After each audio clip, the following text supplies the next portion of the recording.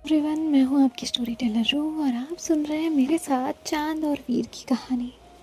चलिए हम story continue करते हैं। अब जो चांद है वो वीर की बातें सुनकर हंसने लगती है। वीर कहती है, हंस लो जितना हंसना है हंस लो, लेकिन चैलेंज अभी ख़त्म नहीं हुआ। चांद कहती है, अच्छा। वीर कहती है, हाँ। चांद कहती है, वैसे अभी कहाँ हो? वीर इधर उधर देखते हुए कहती है, पता नहीं। एक मंदिर के सामने खड़ी हूँ, उसके बगल में एक किराने की दुकान है और सामने एक बड़ा सा नीम का पेड़ है। चांद हंसते हुए कहती है, वीर, ऐसे तो पूरा शहर ढूंढ लोगी ना तुम। तो वह वीर कहती है, तो क्या करूँ, तुम्हारा घर है कि मिल ही नहीं रहा। चांद कहती है, ठीक है, एक हिंट देती हूँ। वीर तुरंत एक्साइटेड होकर कहती है, सच? चांद कहती है, हाँ, बस एक ही, इसके बाद कुछ नहीं। तो वीर कहती है, मंजूर। चांद कहती है, मेरे घर के बाहर एक बहुत पुराना गुलमोहर का पेड़ है, बस। वीर कहती है, और? चांद कहती है, और कुछ नहीं, यही हिंट है। वीर कहती है, यार, ये गुलमोहर के पेड़ भी तो बहुत होते हैं। चांद हंसते हुए कहती है, इसीलिए तो चैलेंज है। वीर कहती है, कोई ना, देखती हूँ। वैसे भी जिद मेरी है। और कॉल जो है वो कट जाती है। चांद फ़ोन साइड रखते हुए कहती है, देखते हैं वीर, तुम कितना दूर जा सकती हो। वहाँ वीर बेचारी गुलमोहर के पेड़ के पीछे बहुत देर तक पड़ी रहती है। शाम होने तक वीर ने उस गली के कोई गुलमोहर के पेड़ नहीं छोड़े थे जहाँ उसने लास्ट टाइम चांद को जाते हुए देखा था, लेकिन उसे चांद का घर नहीं मिला था। वो लास्ट में एक गुलमोहर के पेड़ के साइड गाड़ी रोकती है और कहती है, नहीं, ये भी नहीं होगा। वो थक चुकी थी। उसने चांद को कॉल किया। चांद कहती है, हाँ, मिल गया घर?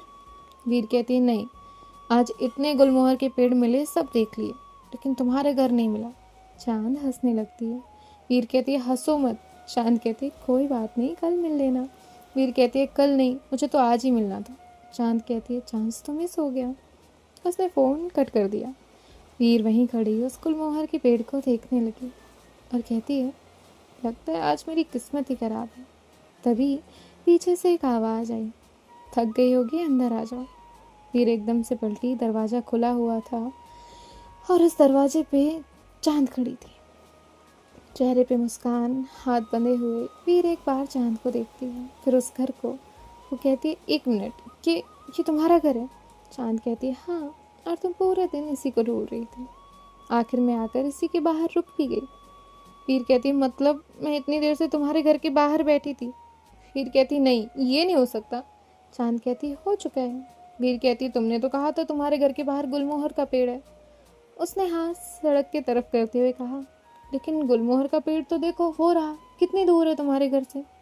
चांद शॉक्ड होकर एक बार वीर को देखती है और फिर वीर चांद को देखती है, जिसके बाद चांद कहती है, क्या मतलब तुम्हें गुलमोहर का पेड़ ही नहीं पता? वीर कहती है, क्या मतलब नहीं पता? अरे वो देखो, वही तो गुलमोहर है। चांद 2 सेकंड उसे देखती रही और अगले ही पल उसकी हंसी निकल आई। वीर कहती है, अब क्या हुआ? चांद ने अपने घर के बाहर लगे पेड़ की तरफ इशारा किया और कहा, वीर, ये गुलमोहर है। वीर ने तुरंत वहां देखा। घर के गेट के बाहर लाल फूलों से भरा एक बड़ा सा पेड़ था। चांद कहती है, और जैसे तुम इतनी देर से गुलमोहर समझ रही थी, वो गुलमोहर है ही नहीं। वीर ने अपना माथा पकड़ लिया। वो कहती, मतलब मैं दिन भर गलत पेड़ देख कर घूम रही थी? चांद कहती है, हाँ, और आखिर में सही पेड़ के नीचे आकर भी तुम्हें पता ही नहीं चला। वीर कहती है, यहाँ ना ना कुछ खाया है ना कुछ पिया है, पेड़ ढूंढे वो भी गलत, वाह। चांद कहती है, अब बाहर ही खड़ी रहोगी? वीर कहती है, सच में अंदर आ जाऊँ? चांद कहती है, हाँ, वैसे भी इतनी मेहनत के बाद दरवाजे से भेजना ठीक नहीं लगेगा। जिसके बाद वीर बाइक साइड में लगाती है और अंदर आती है। वो फिर दरवाजे पे रुक जाती है। चांद कहती है, क्या हुआ? वीर झाँकते हुए कहती है, पक्का घर में कोई और नहीं है ना? चांद कहती है, नहीं, सुबह ही सब चले गए, कल रात से पहले कोई वापस नहीं आएगा। वीर अंदर आती है। घर के हर तरफ देखते हुए वो कहती है, तुम्हारा घर बिल्कुल तुम्हारी तरह, शांत, साफ और बहुत सुकून वाला। चांद कहती है, बैठो। वीर सोफे पे बैठते हुए कहती है, आज पता चला पूरे मोहल्ले में घूमना कितना मुश्किल है। चांद कहती है, ठीक है, तुम बैठो, मैं खाना बना देती हूँ। वीर कहती है, तुम्हें खाना बनाना आता भी है? चांद कहती है, हाँ, क्यों, तुम्हें नहीं आता? वीर कहती है, मुझे फिर खुद ही हंसने लगती है। और कहती है मैं तो बस पानी उबाल लूँ ना, वही बहुत बड़ी बात है। एक बार चाय बनाने का ट्राई किया था, लेकिन चाय नहीं बनी, उल्टा बर्तन जल गए। तो चांद हंसते हुए कहती है अच्छा हुआ तुमने पहले ही बता दिया, अब मैं तुम्हें किचन के आसपास भी नहीं आने दूंगी। अच्छा अब मैं खाना बनाती हूँ। और वो किचन की तरफ चली जाती है। वीर 2-3 मिनट वहीं बैठी रही, फिर वो किचन में जाती है। चांद सब्जी कट कर रही थी। वीर उसे देखती है और कहती है ये वही सब्जी है जो मुझे बिल्कुल पसंद नहीं है। चांद उसे देखते हुए कहती है अच्छा तो बताओ तुम्हें क्या पसंद है। वीर ने बिना सोचे अपनी पसंद की सब्जी का नाम बताया। चांद ने वो सब्जी साइड में रख दी जो अभी कट हो रही थी। वीर कहती है अरे ये क्या हुआ। चांद कहती है वही बना देते हैं जो तुम्हें पसंद है, जो तुमने कही। वीर उसकी तरफ देखती रह गई। उसके चेहरे की शरारत गायब थी, उसकी आंखों में अजीब सी नमी थी। चांद ने सब्जी निकाली और कट करने लगी। तभी उसकी नज़र वीर पे गई और वो रुक गई। उसने कहा क्या हुआ। वीर ने जल्दी से नज़र चुराई।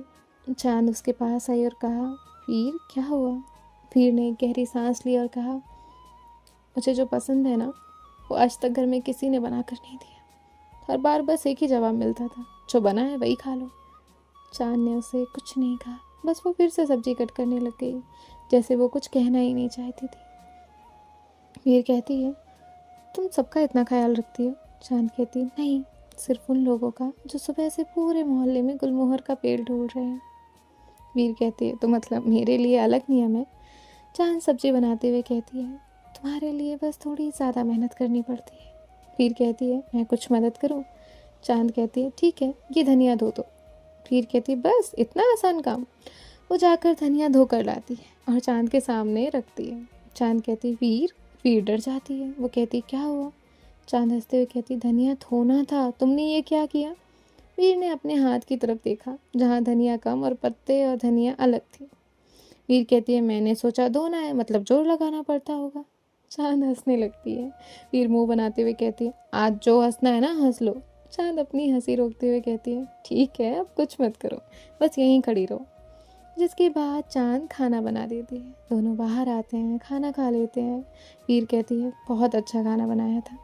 चांद प्लेट्स उठाते हुए कहती है वीर कहती है थैंक यू तो बोलो। चांद कहती है मैं जानती हूँ मैं अच्छा खाना बना लेती हूँ, उसमें थैंक यू क्यों बोलूँ। वीर कहती है सही है। जिसके बाद चांद कहती है ठीक है अब तुम घर जाओ। वीर कहती है मैं क्यों जाऊँ। चांद कहती है खाना हो गया है ना, अब जाओ। वीर कहती है नहीं नहीं, आज की पूरी रात में यहीं रहूँगी। चांद कहती है वीर घर पे क्या कहोगी। वीर कहती है वो मैं संभाल लूँगी, फ़ोन कर दूँगी, लेकिन अब तो मैं यहीं रहूँगी। चांद कहती है ठीक है। वीर कहती है मान गई। चांद कहती है हाँ। वीर कहती है वैसे तुमने अपना रूम तो दिखाया ही नहीं। चांद कहती है मेरे रूम में क्यों, उसमें क्या खास है। वीर कहती है पता नहीं, बस देखना है। चांद कहती है चलो। जिसके बाद ये दोनों एक रूम की तरफ जाते हैं। चांद डोर ओपन करती है और कहती है लो देख लो। वीर धीरे से अंदर आती है। खिड़की के पास एक छोटी सी टेबल थी, उस पर कुछ किताबें रखी हुई थी। सामने एक बुक सेल्फ थी, दीवार पे कुछ फ़ोटो फ्रेम्स लगी हुई थी। वीर पूरे रूम में नज़रें घुमा रही थी। तभी वो कहती है तुम रोज़ इतना साफ रखती हो। चांद कहती है हाँ। फिर कहती है मेरा रूम देखोगी ना तो 2 मिनट में भाग जाओगी। चांद कहती इतना बुरा है। फिर कहती है बुरा नहीं, बस कपड़े ये तय नहीं कर पाते कि अलमारी में रहना है या नहीं। फिर कुर्सी, वो किताबों पे मतलब किताब रहती है उस पर, बेड पे हेलमेट, टेबल पे बाइक की चाबी, कभी इधर कभी उधर। तभी वीर की नज़र एक डायरी पे जाती है। वो कहती है ये देख सकती हूँ। चांद कहती है नहीं। वीर कहती है ठीक है। चांद कहती है इतनी जल्दी मान गई। वीर कहती है हाँ, हर चीज़ देखना ज़रूरी नहीं होता, कुछ चीज़ें जब सामने वाला खुद बताए तब ज़्यादा अच्छी लगती है। चांद ने एक बार डायरी की तरफ देखा और फिर उसने वीर की तरफ बढ़ा दिया। वीर कहती है अरे अभी तो कह रही थी नहीं दोगी। चांद कहती है आज तुमने जितनी की ना इसलिए देख सकती हो। वीर कहती नहीं, आज नहीं, जिस दिन तुम खुद कहोगी वीर ये पढ़ लो उस दिन लूँगी, आज नहीं। चांद बस उसे देखती है। तभी वीर कहती है अच्छा अब ये बताओ सोना कहाँ है। चांद कहती यहीं। वीर बेड की तरफ इशारा करती और कहती यहीं मतलब। चांद कहती ये रूम मेरा है, मैं यहाँ सोती हूँ, तुम सामने वाला रूम यूज़ कर लेना। वीर कहती नहीं। चांद कहती नहीं मतलब। वीर कहती मैं तो यहीं सोऊंगी। चांद कहती है क्या, मेरे रूम में? बिल्कुल नहीं। वीर कहती है क्यों? तो चांद कहती है क्योंकि ये रूम मेरा है। वीर कहती है मुझे रूम दूसरा पसंद नहीं है। चांद कहती है तुमने देखा भी नहीं है। वीर कहती है मुझे देखने की ज़रूरत ही नहीं है, मुझे ये वाला पसंद आ गया है। चांद कहती है तुम ना बहुत परेशान करती हो। वीर कहती है मैं तो सोऊंगी। और इतना कहकर वो अपनी शर्ट के बटन ओपन करने लगती है। चांद की नज़र जैसे ही उस पर जाती है वो तुरंत घबरा जाती है। वो जल्दी से दूसरी तरफ टर्न कर लेती है और कहती है वीर ये क्या कर रही हो? वीर कहती है सोना है इसलिए शर्ट उतार रही हूँ। चांद की आंखें अब भी बंद थी। वो कहती तुम्हें ज़रा सी भी शर्म नहीं है? तो वीर कहती है मुझे क्यों शर्म आएगी? वीर चांद को देखती है और हंसने लगती है। तभी चांद कहती है हंस क्यों रही हो? वीर कहती अच्छा मुड़ तो जाओ। चांद कहती पहले तुम शर्ट पहनो। वीर कहती अरे बाबा टर्न करो ना। चांद धीरे से टर्न होती है और आंखें खोलती है। वीर उसके सामने खड़ी थी। उसके हाथ में उसकी शर्ट थी और उसने अंदर सफ़ेद रंग की हाफ स्लीव टी शर्ट पहनी हुई थी। चांद के फेस देखने वाला था। वीर हंसते हुए कहती है तुम पता नहीं क्यों डर गई, मैंने तो बस शर्ट उतारी थी, अंदर तो टी शर्ट पहनी हुई है। चांद ब्लश करते हुए साइड देखने लगती है और कहती है तुम बिल्कुल अच्छी नहीं हो। तभी वीर कहती है अच्छा लेकिन तुम शर्माते हुए बहुत प्यारी लगती हो। तभी चांद कहती है मुझसे बात मत करो। वीर कहती है अच्छा बाबा मजाक था। चांद हल्का सा उसके बाजू पे मारती है। तभी वीर एकदम से चीखती है। उसकी चीख बहुत धीरे थी लेकिन चांद वो सुन लेती है। चांद कहती है क्या हुआ? वीर हंसते हुए कहती है कुछ नहीं बस ऐसे ही। चांद कहती है क्या हुआ है हाथ को? वीर कहती है कुछ नहीं बस हल्का सा दर्द है। चांद कहती है दिखाओ। फिर तुरंत अपने हाथ पीछे करती और कहती नहीं। चांद कहती जल्दी दिखाओ। ऐसे उसने हाथ बहुत धीरे से पकड़ लिया और हाथ देखने लगी। तभी वो थोड़ी सी टी शर्ट की स्लीव ऊपर करती है। वहाँ स्वेलिंग थी इसलिए वो और थोड़ा ऊपर करती है और अगले ही पल उसके हाथ वहीं रुक जाते हैं। वो हैरान हो गई। वीर के हाथ के बाजू की जगह पूरी रेड हो गई थी।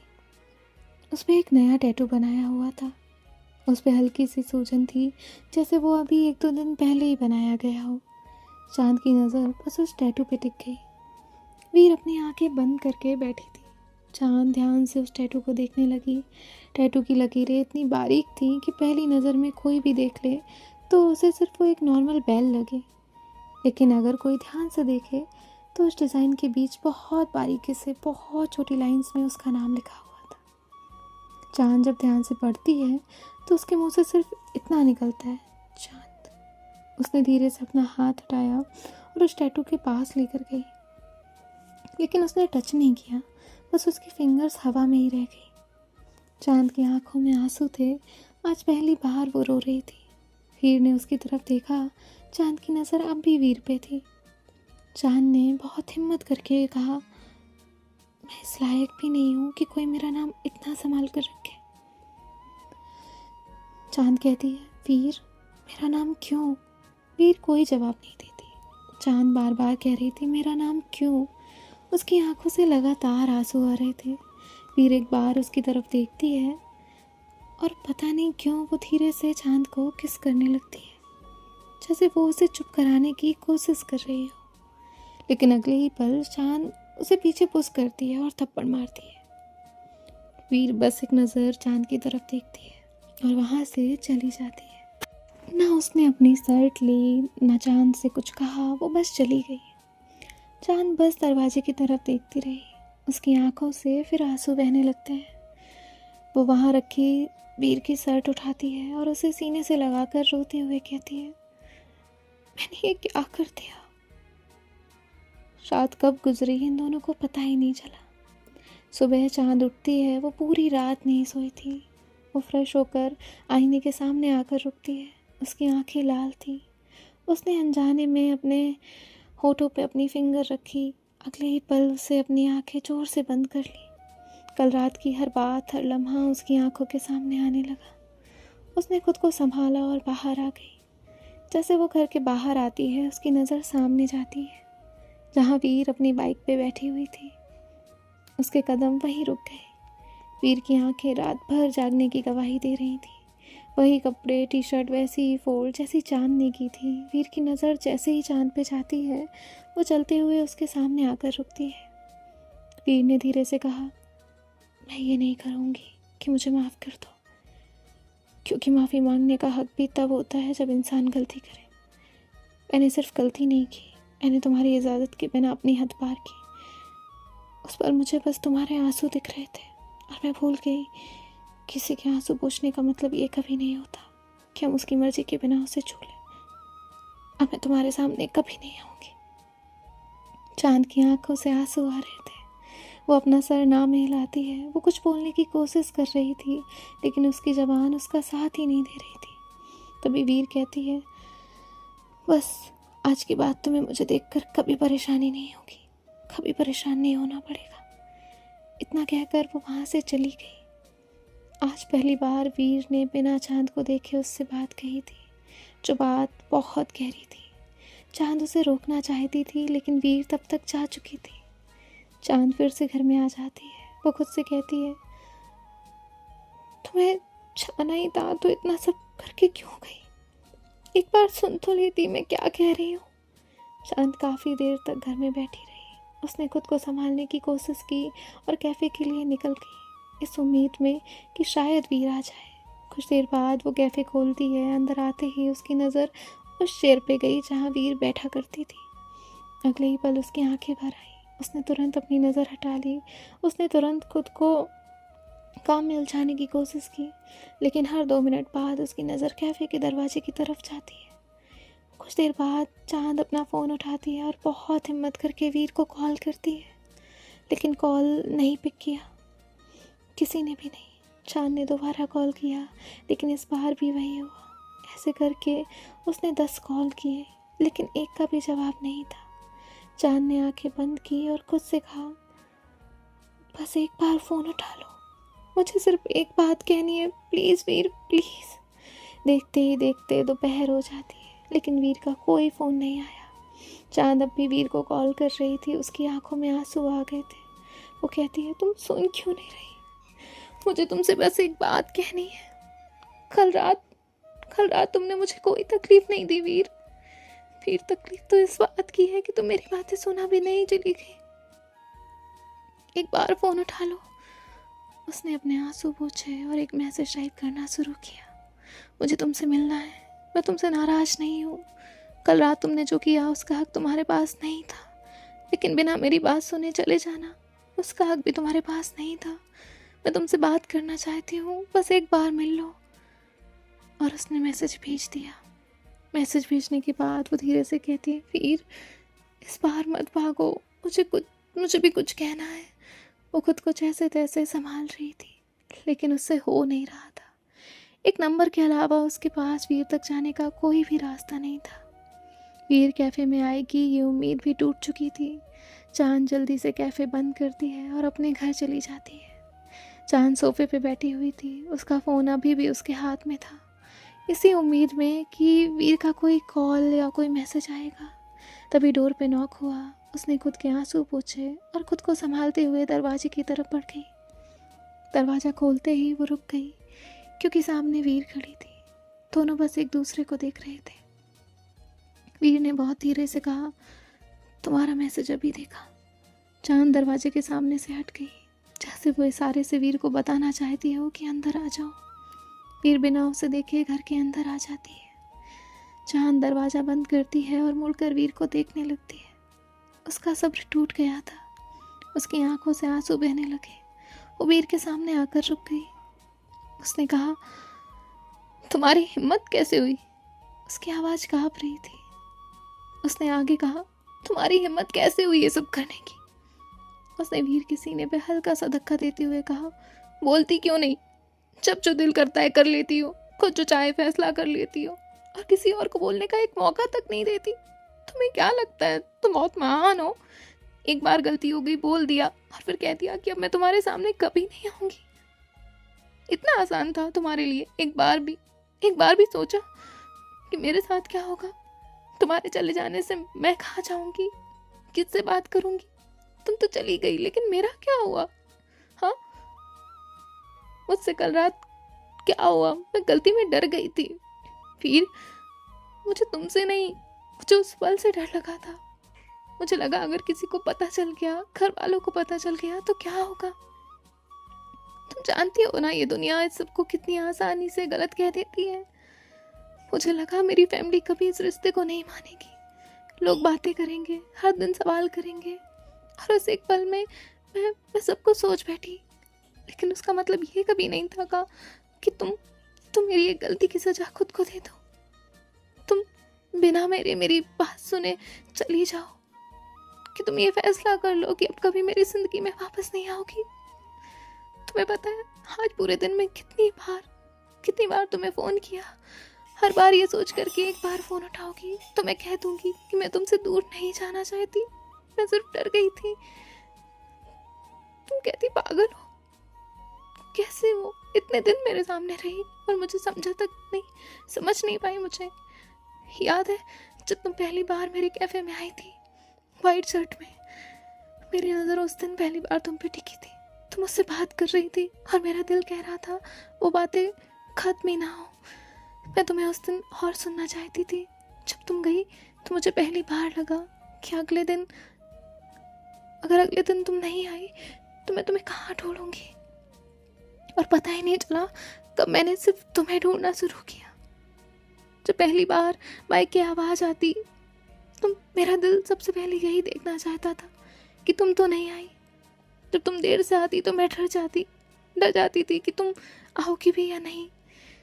कई बार सोचा मुझे क्या फ़र्क पड़ता है, लेकिन फ़र्क पड़ता था वीर। हर लम्हा फ़र्क पड़ा।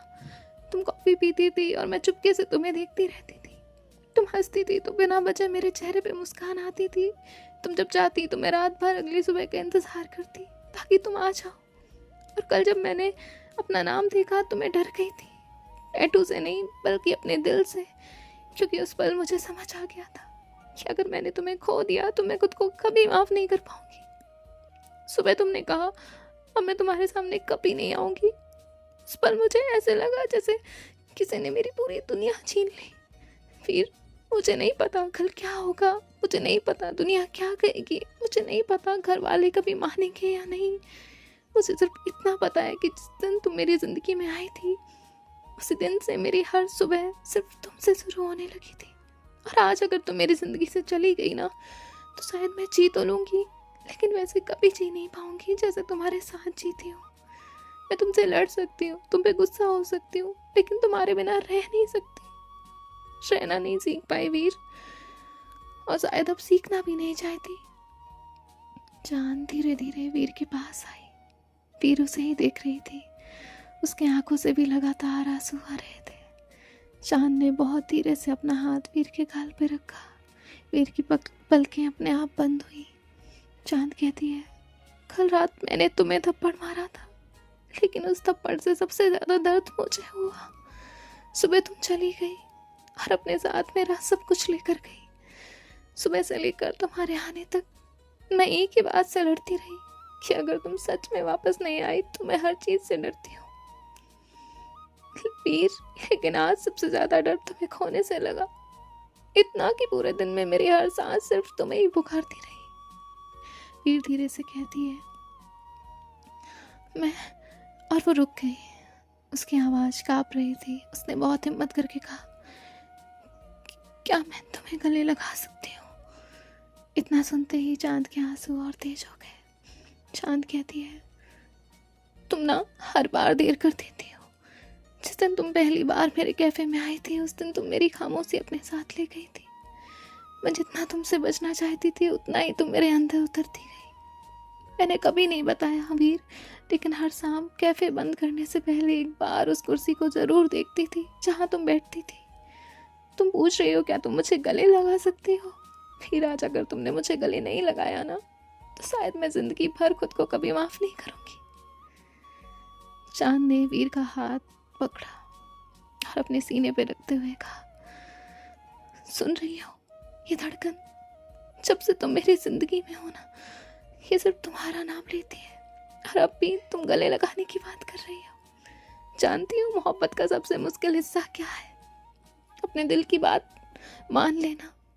मैं रोज खुद से कहती थी, चांद संभल जाओ, ये रास्ता बहुत मुश्किल है, लोग हंसेंगे, सवाल करेंगे, अपने भी शायद साथ छोड़ देंगे। फिर भी मेरा दिल हर बार तुम्हारे पास आकर रुक जाता। चांद थोड़ा सा पीछे हुई, उसने अपने दोनों हाथ हवा में उठाए और वीर की तरफ देखा। वीर ने तुरंत उसे अपनी बाहों में भर लिया। चांद के हाथ वीर की बैक पे थे और वीर के चांद की कमर पे। दोनों ने ही एक दूसरे को थामा हुआ था, लेकिन जोर से नहीं, बहुत हल्के से। सो गाइस, देखते हैं नेक्स्ट पार्ट में क्या होता है। बाकी की कहानी मैं आपको आगे सुनाऊंगी। बाय बाय, टेक केयर, ख्याल रखिएगा, राधे राधे।